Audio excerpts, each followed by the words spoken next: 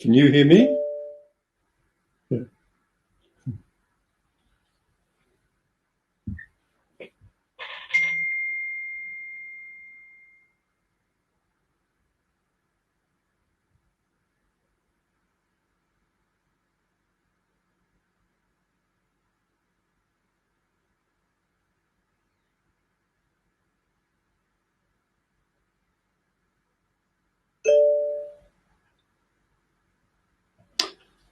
Good morning, everyone, and a very, very warm welcome to this session on biodiversity, the Sustainable Development Goals number 14 and 15. I'd like to start by acknowledging the traditional custodians of the land on which we meet today, and to give my respect to the elders, past, present, and emerging. And of course, a very warm welcome to Aboriginal and Torres Strait Island people who may be joining us for this session. My name is Graham Hunter. I'm your host for today, and I'm very much looking forward to it. My background is environmental management, and I spent a number of years as Chief Executive Officer for Greening Australia. Just before introducing our speakers, can I just remind you, and I guess you're all pretty familiar by now, about the various features, the chat feature, which we encourage you to use, share your ideas. I understand the chat feature is being retained in the records of the forum, so for posterity. So we welcome your ideas, thoughts, and information.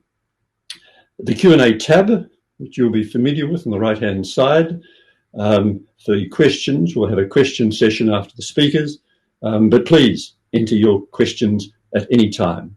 Very much looking forward to your ideas, your questions in that session. We request that you don't put the questions into the chat box. If you have technical difficulties, you can contact technical support. There's an inbox at the top of the screen. You search event support and you'll get instant help, I understand. I'd like to introduce this session by quoting from the Secretary General of the United Nations, Antonio Guterres. I thought he was very interesting in the launch of a report that the United Nations Environment Programme has prepared. This was launched just last month. It's called Making Peace with Nature. I want to be clear. Without nature's help, we will not thrive or even survive. For too long, we've been waging a suicidal war on nature. The result is 3 interlinked environmental crises: climate disruption, biodiversity loss, and pollution that threaten our viability as a species. It's time to evaluate and reset our relationship with nature. And later on, he reminds us that more than 1 million of the planet's estimated 8 million plant and animal species are at risk of extinction. Let me follow that by quoting from what our panellists, today's panellists, who I'll be introducing shortly, have themselves written. With nature declining at concerning rates, threatened species extinctions increasing, and ongoing human-driven threats to the environment, our approach to conservation needs some shaking up. The scale of impact and the widespread consequences of climate change are demanding that we tackle these issues in ways we haven't done before. In the lead up to the vital UN Summit on Biodiversity to be held in May, we need bravery, boldness and courage in trying new techniques, introducing new scientific approaches, and reaching new audiences of people ready to be inspired to help. We've learned a lot from the events of 2020. So, how can we turn these events into an opportunity to transform our relationship with nature, to reconnect those who have lost touch with its beauty, and work to bring the magic of planet Earth and all its inhabitants to the forefront of our thinking? How can we turn these events into an opportunity? Let's hear now from our panellists in response to those questions. I'd like to welcome them, Dr. Sally Sherwen, who's Director of the Wildlife Conservation and Science, Zoos Victoria, Rachel Lowry, who's Chief Conservation Officer with the World Wildlife Fund, and Trent Clews-de Castella, who's co-founder of PHORIA. Very much welcome to all three of you, and welcome to everyone to participate in this session. First, we'll hear from Sally Sherwen. Sally leads Zoos Victoria team that develops and delivers strategic programs in conservation, animal welfare, education, and environmental sustainability. Sally has a PhD in animal welfare science, is a member of the Victorian Government's Animal Advisory Committee, and providing advice on animal welfare issues relating to Victorian wildlife, agriculture, pets, and zoos. Thank you, Sally. Thank you, Graham. And what an absolute honour it is to be here and with fellow panellists, and I know the calibre of the people listening in today is just incredible and so special for us to be talking about such an important topic. And for me, I still get those shivers and those flutters and that feeling that you can feel course through your body when we start thinking and reflecting on nature and the world around us. And then you also get equally as powerful emotions when you think about the challenge of the problem that we're all facing and trying to tackle together. And I think that's why the complexity of the issue that we're all facing requires not just ecologists or conservationists or animal welfare scientists or anyone in isolation. It is something that without a doubt requires us to draw on different ways in how we consider the world around us and different scientific expertise across the board, as well as people from all around our community that think completely different from one another. So that diversity in thought is what I think is going to lead us to have some breakthroughs in this space. And so that to me is I think the most important take home for us. This is not just a conservation issue or biological issue. This requires so much breadth of expertise and thinking and diversity. And as I mentioned, that physical feeling you get when you feel those emotions, it's not just something that happens in your head. And as an animal welfare scientist, I've got a good grasp on the physiological response to emotions that we feel. And that's something so important, I think, for us to use as one of the key tools that we can to tackle some of these threats. And I know Rach is an expert in this field, and we'll talk about this further on in our session today, and Trent as well, through the exploration of amazing new technology that can help us take advantage of these emotions. So for us, that the psychology of it is so important, and something that has been, I think, neglected in a lot of our approaches so far, and something that I think is, once we implement it well, will actually take us leaps and bounds ahead. So there is this feeling of what we actually call in animal welfare science of learned helplessness.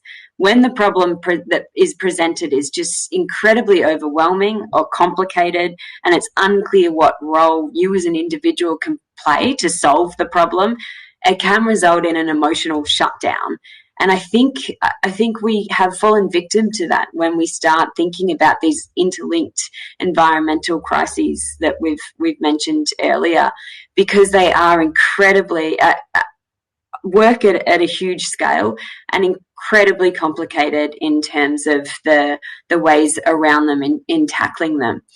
And that's why when the document Making Peace with Nature was released, it is just an incredible resource for all of us to have a blueprint that summarizes the latest science and thinking that can help provide a bit of a guidebook for what we can do. But I think ultimately, in addition to those kind of practical tools and new ways of thinking, it's important for us to have these points of reflection in what we're doing and take take note of the psychology and the feelings that we're all feeling in this space. And again, rethink what we do and how we tackle these problems. And this is something I wanted to share with you guys today. This is there's a bit of a shift happening. I'm feeling in the conservation world at the moment.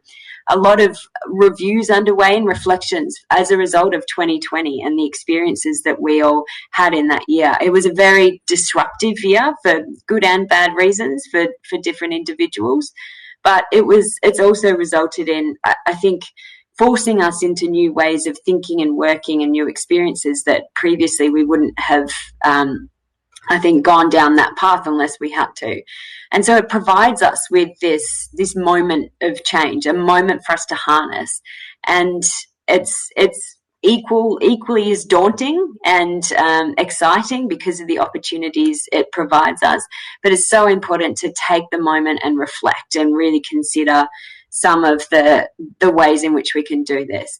So we are using this moment of change to reflect, reshape and reimagine what a good conservation organisation should be doing when tackling the extent of the challenges that we are facing.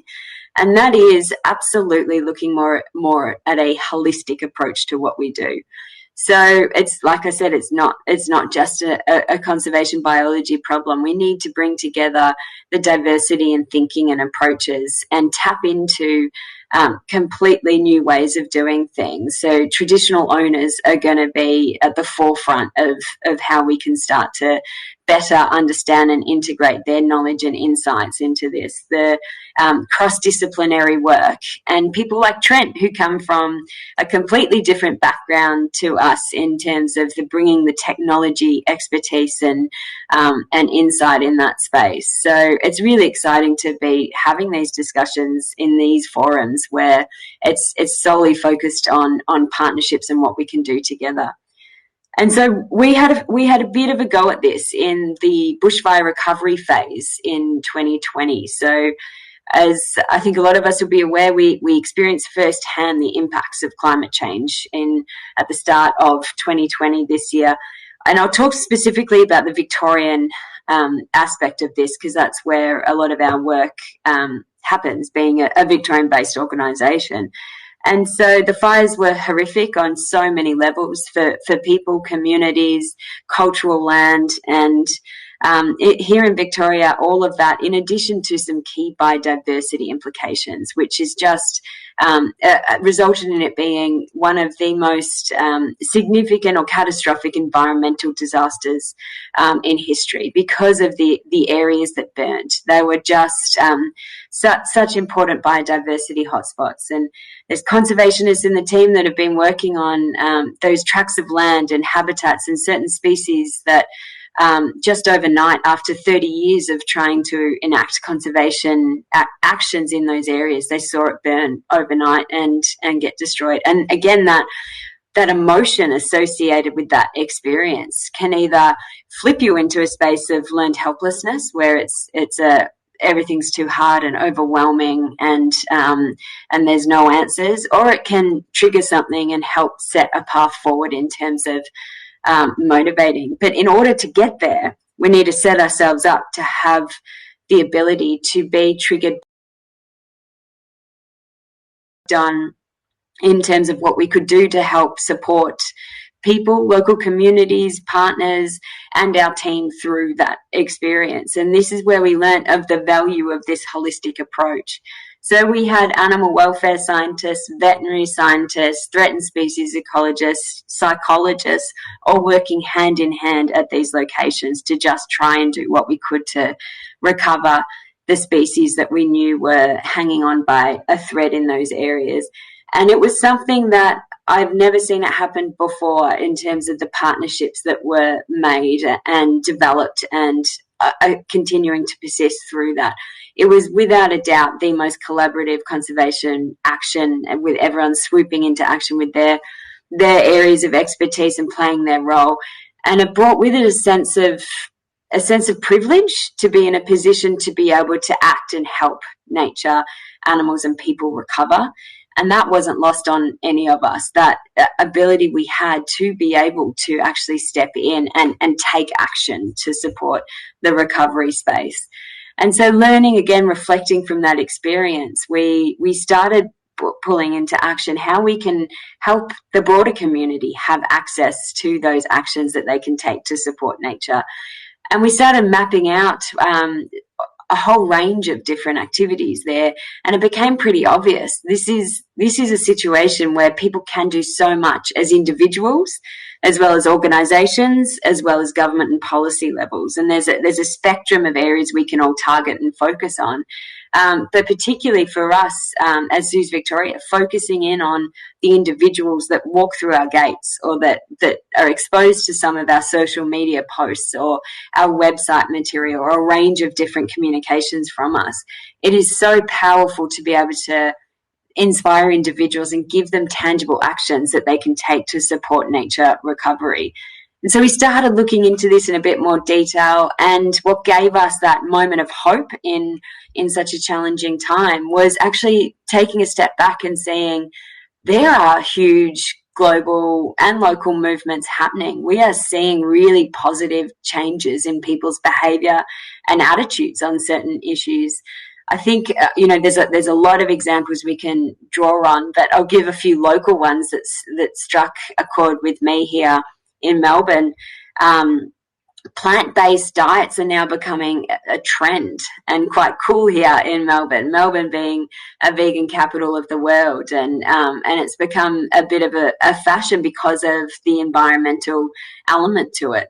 There's a movement happening in ethical tourism and ethical fashion at the moment that is just incredible to see, with companies and even companies like Instagram popping up notices around being aware of the ethics of our behaviours in choosing different tourism experiences. More locally here in our zoo retail, our biggest selling single item that's broken records has been this tote bag. We call it Totes for Wildlife. That is when visitors buy a tote bag, we then they buy a tote bag and it supports putting a plant in the ground to support one of our threatened species. So it's a purchase for a cause. And that has been the single best selling item in our zoo retail shops now, that's broken the records, which is just incredible and tells us that people do want to support the cause. They just need to know what they can do to make a difference here.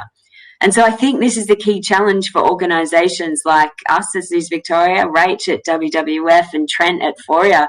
What can we do to help people feel inspired, feel hope, feel that sense of there is something I can do to help and take action? How do we give them the right material and knowledge, and then that helps their psychology ultimately? And that's, again, looking at some of these very individual specific behaviours that we can call on our community to stand with us to make a difference and tackle this problem together. So the sense of partnerships is individual to individual, organisation to organisation, at all scales of the approach is going to be incredible. And so forums like this, where it brings that front of mind, and even with Graham's reading of that opening quote gives us that physical feeling of the emotions associated with what we can do to help nature recover and help mend that relationship humans do have with nature.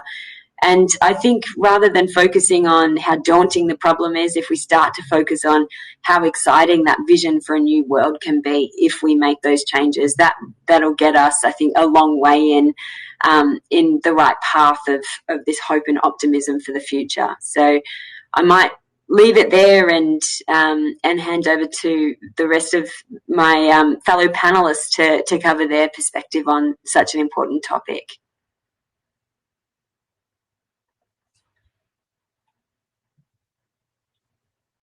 You need to come off.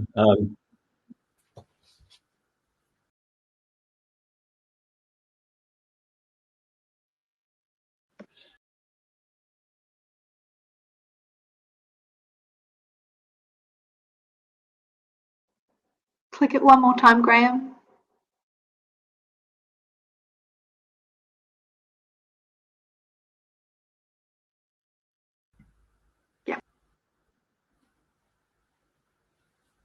I was thanking Sally, and I'm very happy to thank her again for that presentation, the sense of optimism, the range of possibilities, and we very much look forward to the ideas of everyone with respect to taking the opportunities that Sally has outlined as we go forward in such a daunting situation. It's my pleasure now to introduce Rachel. Rachel leads a team at WWF Australia focused on healthy land and seascapes, threatened species, climate and food security. Rachel has been an advisor to Australia's Threatened Species Commissioner prior to joining WWF and currently sits on advisory boards for both Parks Victoria and the University of Melbourne. Welcome, Rachel. Thanks, Graham. Like Sally, I'd just like to acknowledge just no doubt the breadth of skill and talent and depth of understanding in the audience. And I wish I was actually in a room with you all, because I would love to have some of those physical and emotional feelings that Sally was referring to, because I derive a lot of hope from these events. So thank you for the invitation to join you all. I'm going to start with the bushfires because I feel like it's a relevant place to start. And I'm going to start by making a gross understatement, which is we lost a great deal during those 2019-2020 bushfires. An incredible amount was lost. And I know with this audience, I don't need to reel out the statistics. You know it, you've heard it. I will say that because I was part of the team that commissioned the research around the number of native animals lost and was able to be on the periphery of that team and that research, the figure around 3 billion native animals lost is a very, very conservative figure led by Professor Chris Dickman and his team at Uni New South Wales. And so when you reflect on all that we've lost, you think, how did we get through that time? And how do we get through it and still retain so much hope and optimism for the future? And I've asked that of a lot of people, and I've had people ask it of me. And I've heard, and it didn't surprise me, that there were many of us, no doubt you as well, that during those fires, which were just dreadful to experience, so many of us held this hope in that moment that these fires were going to be a watershed moment for Australia. It's going to be that reset. We watched the global media refer to it as a climate emergency, a window into the climate emergency. And I certainly just had this inherent and deep-seated hope that it was going to be that moment in time where we bust out of this cycle of loss, which was already for nature occurring before the fires. We know that Australia was listed as a global deforestation nation. We were already on a trajectory of loss. And I truly believe that these fires were going to be that reset moment to turn that around. What a lot of people don't realise is just as the fires were burning, and in December, where we were really waking up to just how horrific and unprecedented this event was, Australia also opened up our nature laws for review. They're 20 years old, and every 10 years we get a once-in-a-decade opportunity to open them up and review them and make them better. And I want you to keep in mind that these nature laws are a human construct. Humans wrote them. And we as humans get to decide how much effort we put into compliance and making sure people stick to them. And so if we reflect on how they've been performing over the last 20 years, it is fair to say they have failed Australia's nature discipline. Just threatened species habitat alone, so I'm not talking about all land clearing, I'm talking about the clearing of threatened species habitat since these laws have been in place, has been in excess of the size of Tasmania on mainland Australia. That's just habitat that should have been referred under these laws that weren't, that got cleared. We know when the koala was listed as vulnerable in 2012, and then the greater glider soon after, you list a species as vulnerable under your laws because you want to signal that these species need help and we've got to do things differently. We listed those species and accelerated the decline of their habitat. We didn't reduce it. And so I held great hope in December as well that Australia was going to really harness this once-in-a-decade opportunity. We were going to review these laws and turn things around. But has it been a watershed moment for Australia? I don't think that we can answer that question yet because it's too soon.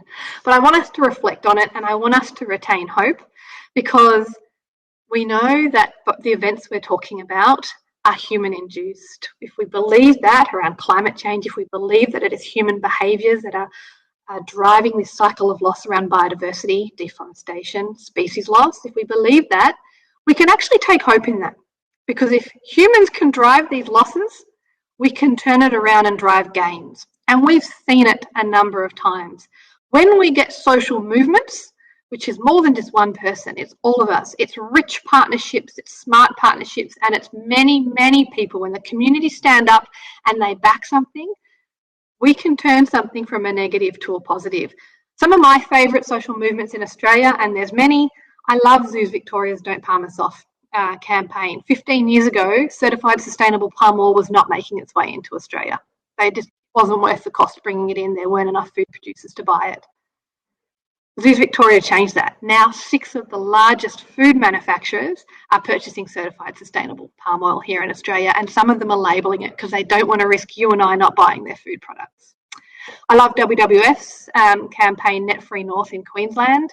For years, WWF and others were asking the Australian government to get commercial gill nets out of the Great Barrier Reef. They have no role in a World Heritage Site where we know that dugongs, sea turtles, hammerhead sharks are getting caught up. We've got the evidence, the science is there, but we just couldn't get the political will to get those commercial gill nets out. But the community went, I've had enough. We've worked out that you can buy the fishing licence to get those gill nets out and retire them. And so the community have started raising money through WWF's Net Free North campaign, and we're pulling those nets out and we're retiring them. So social movements can be really powerful, but how do we achieve them? I think there's a lot for our sector, the environment sector, to learn from conservation psychology. Conservation psychologists have some incredible tools that can help us influence attitudes, to elicit those emotional responses that Sally was talking about earlier, to influence people's knowledge or beliefs, and to influence behaviours. Marketeers do it all the time. They are so good at influencing us that we are out there buying stuff we don't even need or want. But they know how to influence us as a species, as humans. And I think that we need to start arming ourselves with those skills. And I could talk all day about conservation psychology, but I've got 10 minutes, so I won't. But what I will say is most conservation psychologists will say start by removing barriers. Find the solution. Find what it is you want people to do. Yes, they need to understand the problem, but most people do these things. Find the solution and then remove the barriers. And so if we look at the context we're in 2021, I'm going to acknowledge something which is just honest. I don't think it's going to shock you all. Many of the barriers right now to the big win solutions that we need to create this new deal for people and nature are political barriers. It's a lack of political ambition at the scale we may need, for example, around climate targets. And so when you look at a political barrier, you can start to feel quite overwhelmed and you can start to think it's all just too hard. And I hear people all the time complain about 3-year political cycles. It means we have leaders elected that are thinking short term instead of longer term. I'll say this though, I think also the silver lining to that is if you're a political leader and you've been elected and you want to get re-elected in 3 years, 2 years, or 1 year's time, you listen. And we know our leaders are listening. They do market research all the time to work out what it is that we want from them. They read our letters. Petitions have worked and they continue to work. I see them work all the time. And so that puts an onus on us, I think, the type of people that attend the UN Australia conference, sit on a panel and talk. I think it's up to us now to start making sure that we're not just raising awareness of the problem, but we're making the solutions of which at this point in time, in 2021, we know more about the problems than we've ever known before. The science is pretty compelling across biodiversity and climate in particular. We have more solutions at our disposal than we've ever had before. It's on us to make sure that those solutions are amplified and those win-wins are too hard to ignore. So, in wrapping up, what are those solutions? There are loads, but if I had to pick a few that I'm going to use my platform today to shine a spotlight on, and I know Sal did the same in her presentation, there is great minds and great scientists out there that are telling us that Australia can produce 700% renewable energy, 7 times more than we currently need. We've got to get on with that job. And in fact, if we invest in the R&D, we could actually win the race and be the first nation to work out how to export that renewable energy. And then we've got a real win-win. That is going to be so good for our economy, because I can tell you now the rest of the world are phasing off thermal coal. All the coal economists tell us that. And so to win that race as a renewables nation is a win-win. We cannot take the spotlight off right now. We've got to reform our nature laws. It's not too late. Our politicians meet again early May to discuss it. We've got to keep the spotlight on that one. The laws actually aren't that bad. It's our compliance that's dreadful. We're letting people break these laws and there's no independent compliance mechanism. We have ministers accountable who want to be re-elected, and so it's very hard to put them in a policing role. And so we need an independent compliance agency in Australia. We've seen it work in other countries, and it's a solution that will honestly derive huge benefit for biodiversity, and one that I hope we can all continue to amplify and make too hard for our leaders to ignore. We can, and we should, work to double the number of koalas by 2050, because it's not just koalas that will benefit from that. We have the political will in New South Wales at the moment. Koalas across East Coast Australia are doing it tough, and there's some great momentum, but we need to make sure that we get those solutions backed, and it is too hard to ignore, and the money goes to where it needs to go. Saving koalas isn't hard, guys. We all know how to do it. You need to protect eucalypts, and you're going to be okay with your koalas. And so we need to protect the unburnt habitat that's across Eastern Australia and make sure that it is secure for future generations and our koalas. And then when we don't have the solutions, we need to be humble enough to acknowledge that and then back ourselves. Australia has a proven history that when we invest in the R&D, when we get the best and brightest minds, we can be incredibly innovative. We invented Wi-Fi, we invented the solar panel, we invented FPOS. There is just an incredible amount of potential here in Australia for innovation, and to partner, for the environment sector to partner with groups like PHORIA, like Trent, who we're going to hear from soon, tech companies, unlikely allies, to help bring new and disruptive ways of thinking. WWF recently ran a Innovate to Regenerate challenge, and just the number of ideas that were disruptive and new and that need validation to help us respond at scale to bushfires was incredible. We've got to stop thinking in the same ways and break out of that. But when we do, we're just going to be so richly rewarded. And so I think I'm going to conclude on that. We know the problems pretty well. There are loads of solutions out there that need us to amplify them. We've got to build these social movements, which means we can't take our eye off how we can get better and smarter at influencing attitudes, knowledge and behaviours to get those social movements happening. We need great, rich partnerships. None of us can do it on our own. It's a mighty effort ahead, and we just need to amplify and make these win-wins too hard to ignore. I think if we can do that, these bushfires will have been a watershed moment for Australia, and I look forward to working with you all and across the environment sector to make sure that that's exactly what they were. Thanks. Thanks so much, Rachel.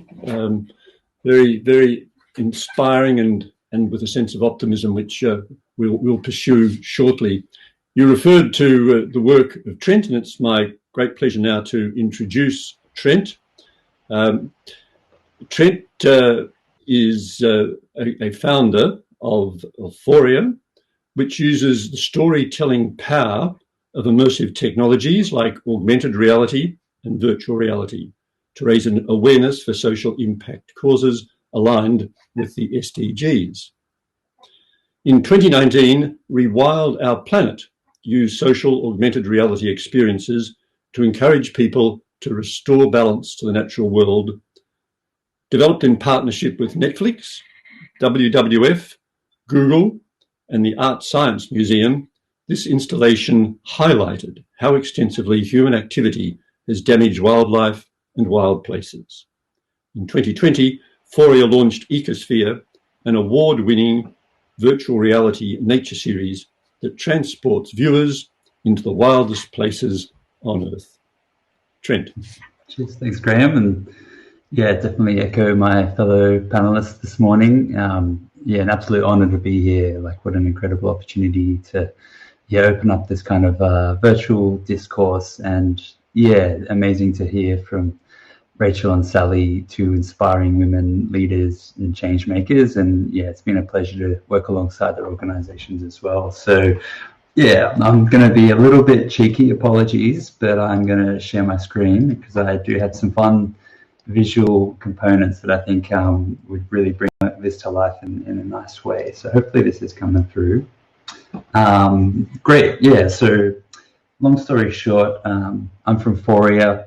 We're a really kind of small and humble immersive technology team. We're based out of Melbourne here in Australia, but we're actually working internationally and really hoping that we can harness a lot of our skills and gifts for some noble causes. And so I'm sure a lot of you, especially after last year, would have heard about, virtual reality and some of these new mediums coming into the fold, right? And this is really simply the vision that we're kind of aiming for in the future. Not necessarily putting on a headset to escape reality, but really simply using technology to extend and enhance our ability to connect with nature and reality.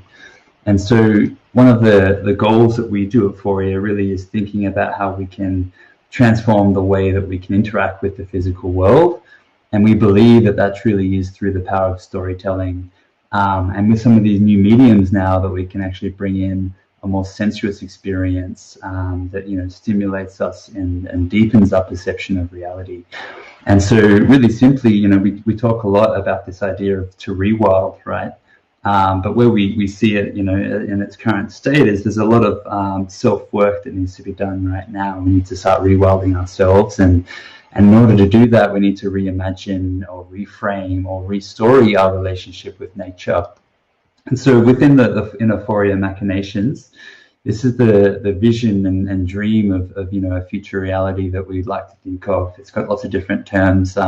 Solar punk is one of them, but really simply it's a deeper reciprocal relationship with nature, where everything that we receive, we feel compelled, to give back. And so whilst that's, a fun, say, science fiction dream, when it often comes to explaining what we do at PHORIA, the first response is someone likens it to an episode in Black Mirror. And so we find we kind of have this grapple between, exponential technology, which presents a lot of promise, such as Starlink and universal internet access, but then this, universal prison of space detritus or trash that's floating around us, right? There's a lot of these interesting challenges that we continue to come up against, blockchain, smart contracts, Ethereum, Bitcoin, decentralized networks that have a means to dismantle and re-establish new systems. But also, shockingly, I just discovered the other week that this is actually the biggest consumer of the internet's energy use. And then lastly, amazing promise in renewables and thinking about the future of transport and education and work. But without a doubt, with the precious metals that are going into these devices, these innovations, this is not to be discarded. And so these are some of the questions that we try and tackle. And so in order to try and do something about it, what we really aim for is to think about it with this lens of XR for good, really simply. So we see that there's this new spectrum of tools that are at our disposal, and what we want to really help achieve is empower people to actually harness them for some form of transformative impact, right? And so to now apply this to the SDGs, I really liked the report Making Peace with Nature, and I pulled out a few little images here that really simply, we see that these mechanisms that we're creating can actually foster, our connection with nature. It can actually be the oil that can lubricate, partnerships where we can innovate and co-create together. And then I think for our team, really personally, is actually pushing to this higher, state of well-being, whether it's, psychological and spiritual health and safety, or greater educational, and learning outcomes through this new storytelling lens. And so in order to kind of put that into motion, give you a bit of context, this is one quick example. So this is a light bulb moment for us where we realized the power of VR to really help improve the experience of someone, in an unfavorable position, such as a child, in patient oncology. And so we've been actually looking at how VR can actually really simply improve well-being, alleviate pain and anxiety. And we're really starting to find some strong evidence to back this up. And interestingly, we actually realized that the most effective experience was actually just taking people out into nature. And so we created a few different experiences across some animal encounters and out into the wild as well. And so in relation to today, really excited to dive in more deeply in terms of some of the human solutions, right? What some of the innovative approaches to tackling biodiversity loss. And so we've had the privilege of actually being able to work alongside Zoos Victoria and WWF, and really thinking about ultimately, a partnership where we can harness and complement and feed off one another to achieve a greater impact collectively. And so there's been two projects that have been really close to our hearts. You heard a little brief snapshot there from Graham, but it actually started about 3 years ago. We were doing some research at Melbourne Zoo. And you can see a few of these GIFs here, and it's pretty amazing watching this in VR and having a gorilla come up and look you in the eyes. But then when we were surveying a few of the visitors, some of the feedback, they're actually commenting on their experience as a lived experience. So they were watching the keeper feed the penguins, but they would recount it when they were feeding the penguins. And you can kind of see this sense of an embodied empathic understanding through mediums like VR. And then equally on the other side, augmented reality, with experiences like Rewild, where we actually had a chance to actually bring people together and then break into a much more interactive, collaborative environment as well. And so I won't go into too much detail, but for anyone that's kind of considering these new tools, without a doubt, last year was a digital awakening. One of our experiences, Ecosphere, we saw 1 million views last year from June, which is just incredible on the VR landscape. And so we're able to actually reach a lot of people like never before. And then similarly with Rewild, this was initially in a museum. And so we had designed an experience that we wanted to break off the screen and bring something to life around you, where you could learn about the ecosystem or the biome, and then actually see directly, the physical impact that we're having on that ecosystem, such as the bushfires that Rachel was just speaking about, right? And then lastly is actually the feeling compelled enough and empowered enough to actually do something about it, to use your voice to speak up for nature ultimately. And so that's something that we're really just unearthing and discovering, as we go now. But there's some really good insights that we're really starting to explore and tap into. And so Rewild as an experience was thrown, up in the air last year. We had plans to bring it to Melbourne Museum and a few other places. And so naturally, when everything was closed, we pivoted and we actually made it a free application that's on both Android and iOS. And so we're really excited to just get this into as many hands as possible. This is really the first step for us. So if anyone has any ideas there or wants to try it out, we'd love to hear from you. And now as we're starting to plan the return to this, new normal, we're actually working with Zoos Victoria at the moment to then explore how these types of experiences can complement the visitor experience. We're really excited by the educational benefit that we can get when you're actually engaged in interacting in a social experience as well. And then we're going to be elevating some of these pieces even further in due course. And then this is a little teaser of actually like the ideas that we'd love to explore, where, what if the idea that we didn't need to get out, we didn't need to go on a holiday to go and immerse ourselves, in the wild and reconnect with nature, right? Like, what if we could actually realize that nature is, all around us, that we are nature? And so that's the vision that we're working towards. And we see that there's these tools now where we can actually bring both this digital rich immersive content to life in the physical world around us, but also bring people into these new types of, experiences where we can actually connect with one another and really start partnering up to tackle some of these challenges. And so this is just the last slide here, but this is actually something that I thought really nicely, summarized the power of partnerships ultimately, where we see, say, the work that Zoos Victoria is doing around animal welfare and well-being. And then equally, the educational public outreach work from WWF at the same time. And so XR really simply, is just a layer or a bridge to connect these two worlds and these concepts and stories together. So it's amazing to be a part of the journey, and really feels like we're only just getting started. I am optimistic that we did have a watershed moment last year, or 2019, and look forward to hearing some of your questions and hopefully, tackling some of these big challenges and opportunities together. So thanks for that. Thank you, Trent. Very, very much indeed. It's interesting, isn't it? I think each speaker, in a sense, has referred to the sense of vision, whether it's a vision for the objectives or the world, or a vision actually through augmented reality. That idea of where we want to go, how can we get there, and what might be the various ways in which we might approach it. The opportunity now is for everyone to join us in the discussion, to ask questions, to share your ideas. We're very much looking forward to how you react to those thoughts and the extent to which you'd like to build your own thoughts into what the speakers have already said. Perhaps I can just start with a very general question. A lot of what you have been saying has to do with raising awareness, educating people. Is it an issue that, making people sufficiently aware that we are at a critical moment, while at the same time not making them feel that it's too late? I'd be interested in your thoughts. Sally, would you like to go first? Yes, I'll jump in. Absolutely, Graham. I think, and both Rach and Trent really described this perfectly.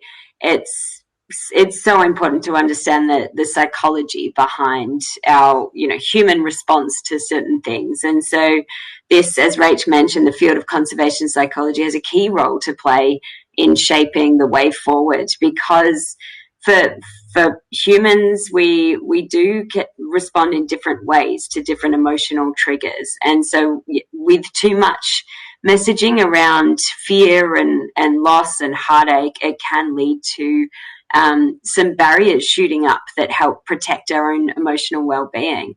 But that can be reversed when you give a sense of hope, optimism, and actions that people can take, and then getting them or supporting them through that process to be able to take the action can then result in, again, positive feedback system where you start to see a difference that you're making as an individual. You start to feel part of a connected community of people working towards this higher purpose. And that in itself then results in more really powerful emotions that can motivate people in the right direction. So it is important for us to be upfront and acknowledge the challenges that we're facing, but do it in a way that we also give people an act that they can actions that they can take to support. Thank you. Let me turn to some questions that have come through. Warwick Peel, he is asking, what are the most interesting projects that technology is helping scale solutions within your organisations? We've heard something of this, but you might like to each talk a little bit more about it. I'll have a go at this one just briefly because it's an easy answer for me. There's a program called OpenSC, and if you head to WWF's Panda Labs website, there's lots of information on it, or you could probably Google OpenSC now, but it's a incredible use of blockchain technology that was an idea that WWF was able to source through our Panda Labs program and is now being spun off into its own business, its own venture in its own right. But basically what it's doing is using blockchain technology when, say, fish are being caught right at the site so that consumers like you and I are able to, or we will be able to very soon, scan that item using our phones, and it will tell us whether or not it's ethically sourced. And that use of blockchain technology in OpenSC, they're starting to look into how they can use it for palm oil, for example, beef, tea, coffee. It's going to change supply chains and give the power back to consumers. And I just think it's an incredible use of technology and one to look at. I'm so excited by it.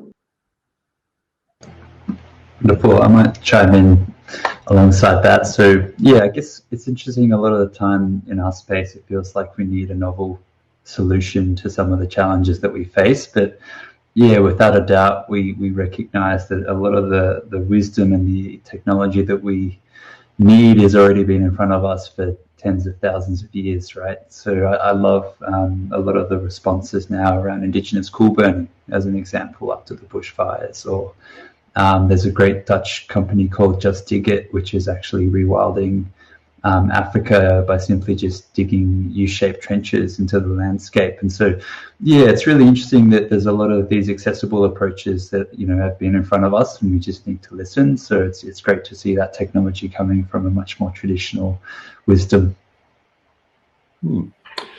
Andrea Connor has turned our attention back to COVID-19 and asked, has COVID-19 had an impact on awareness in relation, for example, to habitat destruction? Rachel, would you like to pick that one up? Yeah. We did a listening exercise over winter last year where we went out to fire-affected communities. We partnered with Damon Gamo and the team at 2040, the producers of that incredible documentary. And we went out and spoke to a whole range of traditional owner groups. And one of the things that we heard through those listening exercises was that people were really anxious and concerned that COVID-19 was taking the attention away from the nature deficit and what we'd lost through bushfires. And it's hard to make a case that that's not true because we saw some incredible financial commitments around bushfires, for example, at Response, but nature's been allocated, around 10% of that funding. It's pretty tiny, and I think we all expected more, but then COVID came, and you've seen environmental orgs start to talk about COVID stimulus packages, trying to put up those win-wins. So yes, let's stimulate our economy, and let's do it in a way that's a win for people and nature. And so I think that we're going to start seeing a lot more of that, dependent on what the economy does off the back of this global pandemic. There's no doubt it's directed attention away from some of those watershed aha moments that the bushfires gave us in Australia. But again, I think there's a lot of smart and clever thinking where people are using it to try to develop those stimulus package ideas, or, for example, seize the moment around illegal wildlife trade to identify the fact that there were scientists that saw this global pandemic coming. There are peer-reviewed papers that have said if we don't get the illegal wildlife trade under control, we are going to have an issue with this particular virus. And sure enough, here we are. And so it's a double-edged sword, this one for sure. Let me draw in Alice Greenhill's question. Considering other environmental solutions like renewable energy can be commercially viable, how can businesses invest in conservation and regeneration in ways other than charitable? I can contribute to this one. I think, it's a great question, Alice. I think, environmental solutions are really fascinating from an organisation perspective. So one of the things we focus on in terms of our analysis of certain actions we take or interventions, we were the first carbon neutral zoo in the world, which was exciting, and we have since been able to show others that from a cost benefit point of view, the environmental side as well as the economics of it, it's a no-brainer for us in terms of what it helps us deliver, and it shows that we walk the talk as well. And what we're seeing in the social space again is that particularly the millennials and then the Gen Zs, they're really on top of authenticity in companies, and so they will do extensive research to look at the concept of greenwashing versus being able to demonstrate you live and breathe what you stand for and what you advocate. So I think from that, there's a field of work happening at the moment around marketing morality and really using your ethical standards to showcase to people. And that example I used previously, where we saw the purchase for a cause as in our retail shops as just something that is so powerful that people do want to get behind, and that then is a win-win for the commercial side of things. It gives people an action that then genuinely contributes to the conservation of a threatened species, and people feel good. They have that positive feedback about taking action, knowing that it's going to contribute. So I think there's a lot to be done in the space that organisations can tackle and do their part in. And I know at 1 o'clock there's a session, a sustainability showcase that can provide some solutions or point organisations in the right direction in some of those areas. So it's worth listening into that to talk more about that. Thank you. Let me refer now to a question from Sally Northfield. Which Rachel, you might like to pick up, because I think you have mentioned some of this, but she's asking, could you point us to any campaigns that are already up and running that are important to join, such as the reform of nature laws to which you referred? Are there others that you'd like to refer us to? Yeah, so if you wanted to get behind the reform of nature laws, the website to go to is the Places You Love website, which is an alliance of all leading Australian environmental organisations who would just have the one united voice on what needs to be done and what needs to be achieved. And there's petitions and there's information to share, and encouraging you to contact your local politicians and just keep the pressure on this one. So Places You Love is the one for EPBC, ACF, WWF, Humane Society International. We've all got active campaigns around EPBC right now. And I think I'm going to put a plug in for WWF, because why wouldn't I? I'd like you to keep your eyes peeled. In a few months' time, we're going to launch a campaign called Regenerate Australia. And the idea of this Regenerate Australia campaign is going to be to bring all of these campaigns that have solutions that we need to back, that are no-brainers, and pull them together under one comprehensive narrative, and hope that the whole of Australia gets behind it. So if I can ask you to lean into that one in a few months' time, that'd be pretty wonderful too. Thanks, Rachel. Nathan Zeng has asked, for occurrences like bushfire, how do we meet the need for assuring the understanding of consequences and presenting the positive appeals for action at the same time?